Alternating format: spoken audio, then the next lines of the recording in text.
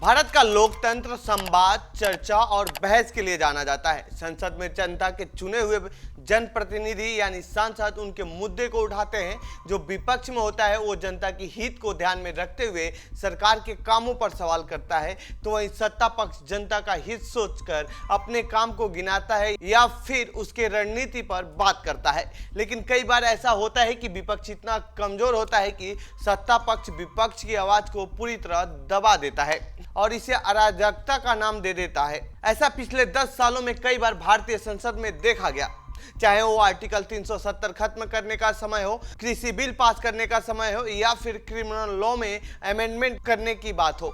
इस दौरान संसद में बहस बहुत कम हुई और हुई भी तो विपक्ष की आवाज को बहुत कम जगह मिली। वजह थी विपक्ष में सांसदों की संख्या बल में कमी।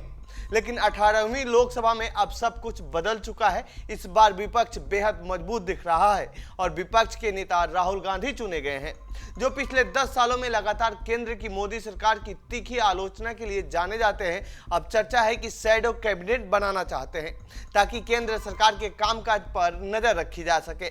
तो आइए जानते हैं इस रिपोर्ट में क्या होता है ये शैडो कैबिनेट और क्यों बनाना चाहती है कांग्रेस। विपक्ष हुआ मजबूत, सत्ता पक्ष नहीं कर पाएगा मनमानी। दरअसल 4 जून को लोकसभा का रिजल्ट आने के बाद से अब संसद का नंबर गेम बदल गया है और विपक्ष मजबूत स्थिति में आ चुका है। जो कांग्रेस पार्टी पिछले 2 बार से लोकसभा में विपक्ष का नेता नहीं बना पाने की स्थिति में थी, उसे इस चुनाव में 99 सीटें मिली हैं। ऐसे में लोकसभा में विपक्ष का नेता कांग्रेस ने आसानी से चुन लिया है। पिछली बार कांग्रेस के पास इतनी सीटें भी नहीं थी कि वो विपक्ष का नेता चुन सके। राहुल अपने राजनीतिक करियर में पहली बार किसी संवैधानिक पोस्ट पर काम करते नजर आएंगे।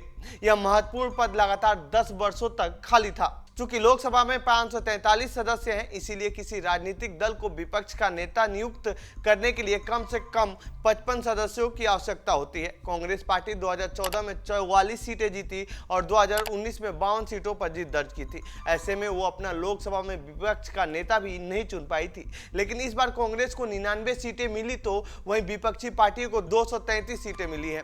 यही वजह है कि कांग्रेस पार्टी मोदी सरकार को घेरने के लिए शैडो कैबिनेट बनाने की तैयारी में है। शैडो कैबिनेट के बारे में हम आपको बताएंगे। इससे पहले आपको बताते हैं भारत में एलओपी की मान्यता कब से मिली है और उसके पास कितनी पावर होती है।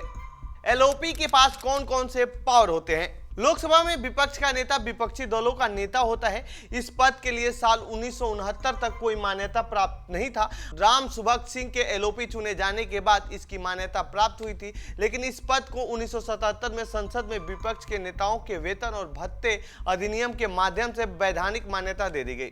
अब जब मैं आपको विपक्ष के नेता की शक्तियों के बारे में समझाऊंगा तो आपको यह स्पष्ट हो जाएगा कि उन्हें शैडो प्रधानमंत्री क्यों कहा जाता है। विपक्ष के नेता सीबीआई, मुख्य सूचना आयुक्त, लोकपाल या लोकायुक्त, राष्ट्रीय मानवाधिकार के प्रमुख, भारतीय निर्वाचन आयोग समेत प्रमुख एजेंसियों के प्रमुखों की नियुक्तियों में लोकसभा में विपक्ष नेता की अहम भूमिका होती है। इसके अलावा लोकसभा में विपक्ष के नेता कई ऐसे संसदीय समितियों में शामिल होते हैं जो सरकार की रणनीति और उनके कामों की समीक्षा करती है। ऐसे में वहां विपक्ष के नेता की भूमिका अहम हो जाती है। इसके अलावा विपक्ष का नेता अगर चाहे तो वो सरकार के हर मंत्रालय, हर काम की समीक्षा कर सकता है। ये अधिकार उसके पास होता है।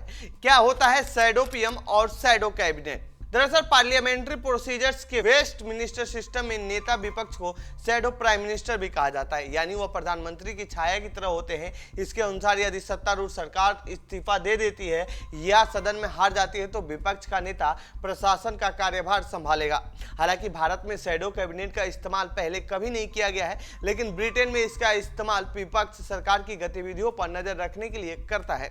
भारत ने ब्रिटेन की संसदीय व्यवस्था से ही नेता विपक्ष का पद लिया है। शैडो कैबिनेट की कोई संवैधानिक व्यवस्था नहीं है, लेकिन सरकार के कामकाज पर नजर रखने के लिए विपक्ष के नेता मिलकर एक टीम बना सकते हैं और उस टीम को अलग अलग मंत्रालयों के कामकाज पर नजर रखने एवं सत्र के दौरान संबंधित मंत्रियों से सवाल पूछने के लिए आगे किया जा सकता है। राहुल गांधी भी ऐसा ही कुछ कर सकते हैं। सभी नेताओं को कुछ मंत्रालयों का प्रभार सौंप सकते हैं जो उस पर निगरानी रखेंगे और उससे जुड़े सवाल संसद में उठाएंगे।